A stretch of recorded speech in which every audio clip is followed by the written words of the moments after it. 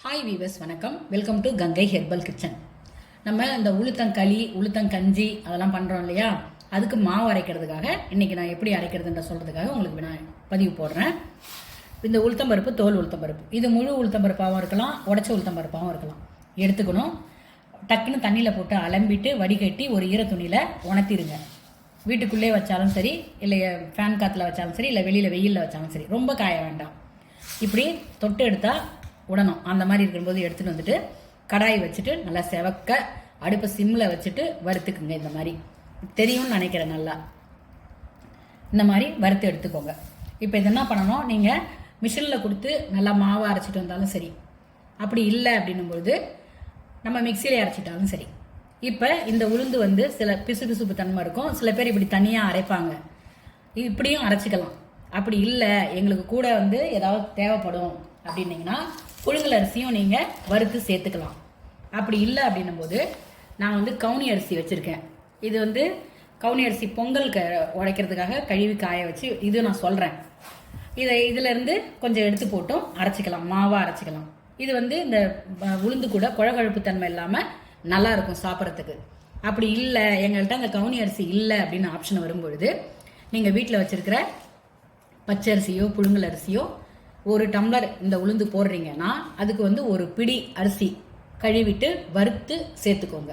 அது வந்து பொரி அரிசி மாதிரி இருக்கும்.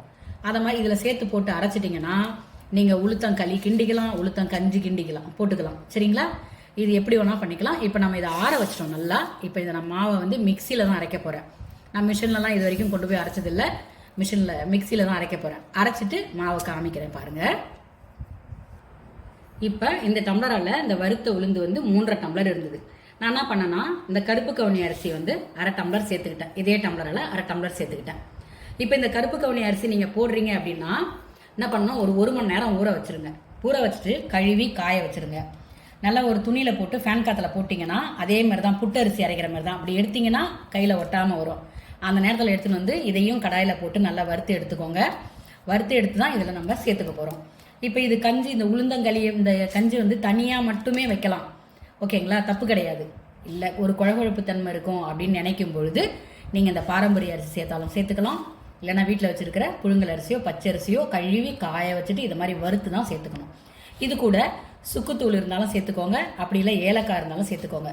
நான் என்கிட்ட ஏலக்காய் பொடி இருக்குன்றதுனால நான் இதை மட்டும் அரைச்சிட்டு அதில் ஏலக்காய் பொடி கலந்துருவேன். அரைக்கும் போதே ஒரு ஓட்டுனா சரியாக போயிடும். ஓகேங்களா? இந்த மாதிரி பண்ணிவிட்டு நீங்கள் உளுந்த மாவில் கஞ்சியோ இல்லை களியோ கிண்டி பாருங்கள், சூப்பராக இருக்கும். அந்த உளுந்து கஞ்சி கூட நான் ஃப்ரெஷ்ஷாக அரைச்ச மாவுலேருந்து அந்த வீடியோவும் நான் உங்களுக்கு கொடுத்துருக்கேன், செக் பண்ணி பாருங்கள். இது வந்து எப்படின்னா, இப்போ இது வந்து ஒரு 10-15 நாளைக்கு வரும் 2 பேர் சாப்பிட்றோன்னா. அந்த மாதிரி நீங்கள் வீட்டில் பண்ணிக்கலாம். அப்படி இல்லை நிறைய நாள் பண்ணி வச்சிங்கனாக்கா நல்லா இருக்கும், ஆனால் அந்த ஃப்ரெஷ்னஸ் போயிடும், சாப்பிட்றதோட டேஸ்ட்டு கொஞ்சம் குறைஞ்சிரும், அவ்வளோதான். அதனால் நீங்கள் என்ன பண்ணுங்கள், ஒரு 20 நாளைக்கு ஒரு தடவை 15 நாளைக்கு ஒரு தடவை அப்படி பண்ணிக்கோங்க. இதுதான் அளவு. ஓகேங்களா? இதே மாதிரி இந்த உளுத்தங்கஞ்சை செஞ்சு பாருங்கள். இதிலே உளுத்தங்கஞ்சும் பண்ணலாம், களியும் பண்ணலாம். இதில் பாதியை வந்து நீங்கள் கஞ்சி குறைன்னு வேணும்னாலும் குறைன்னு அரைச்சிக்கலாம், மாவாக வேணுனாலும் மாவாக அரைச்சிக்கலாம். உங்களுடைய ஆப்ஷன் தான் அது. ஓகேங்களா?